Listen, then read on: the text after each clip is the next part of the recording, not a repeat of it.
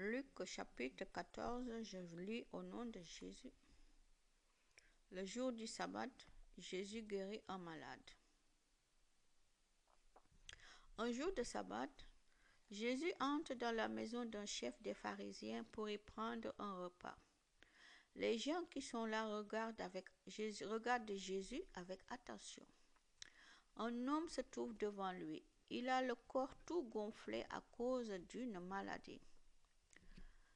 Alors Jésus demande au maître de la loi et aux pharisiens, le jour du sabbat, est-ce qu'on a le droit de guérir quelqu'un ou est-ce que c'est interdit?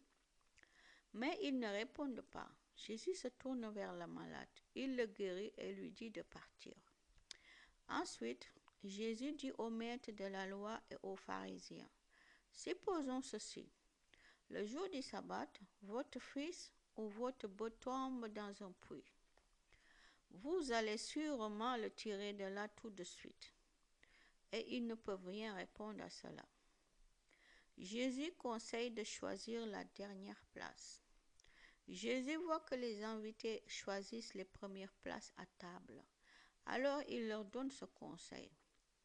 Quand quelqu'un t'invite à un repas de mariage, ne va pas t'asseoir à la première place.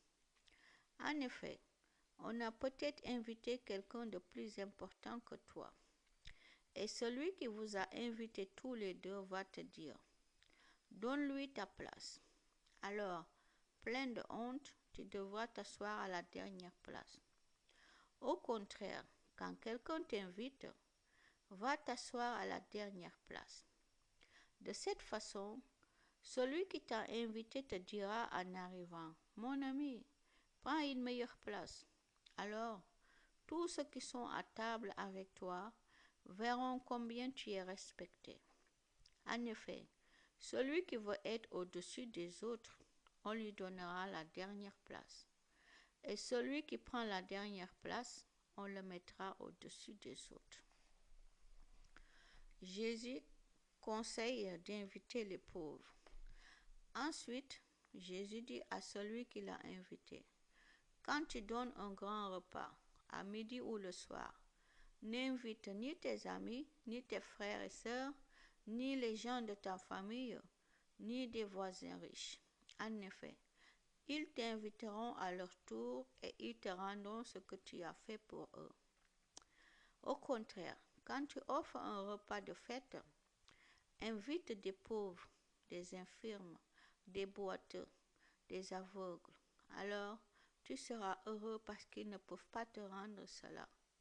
Mais Dieu te rendra cela le jour où il relèvera de la mort ceux qui lui ont obéi.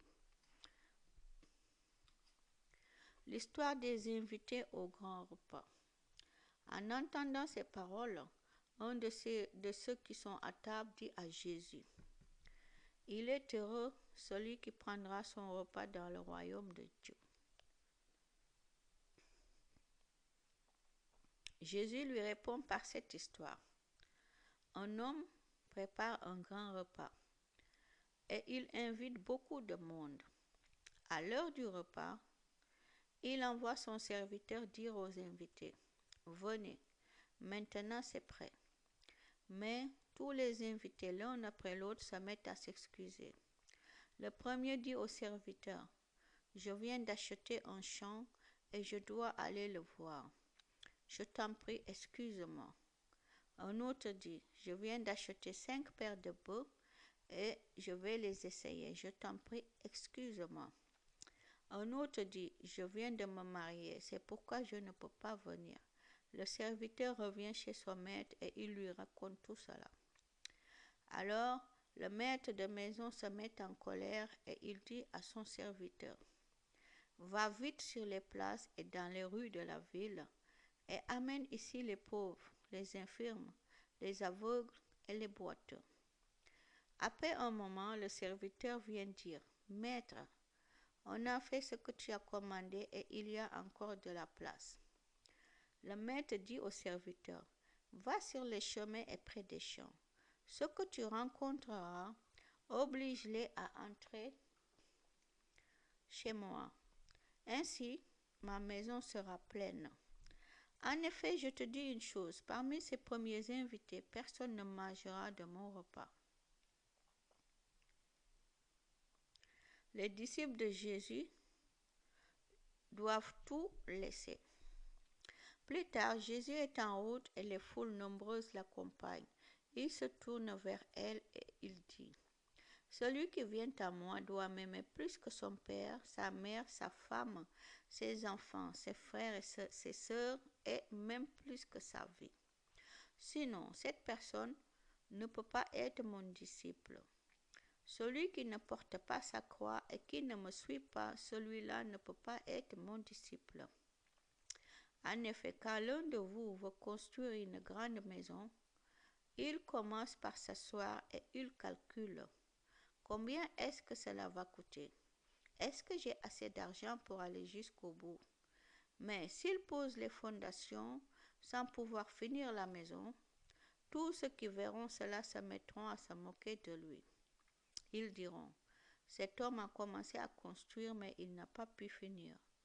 Et quand un roi part en guerre contre un autre roi, il commence par s'asseoir et il se demande, j'ai 10 000 soldats, est-ce que je peux aller combattre mon ennemi qui vient m'attaquer avec 20 000 soldats?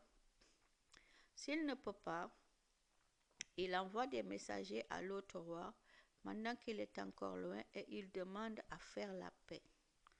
Jésus ajoute, ainsi, parmi vous, si quelqu'un ne laisse pas tout ce qu'il possède, cette personne ne peut pas être mon disciple. Oui, le sel est une bonne chose, mais quand le sel perd son goût, comment le lui rendre? On ne peut plus l'utiliser pour la terre ni pour l'engrais. On le jette dehors. Celui qui a des oreilles pour écouter, qu'il écoute. Amen.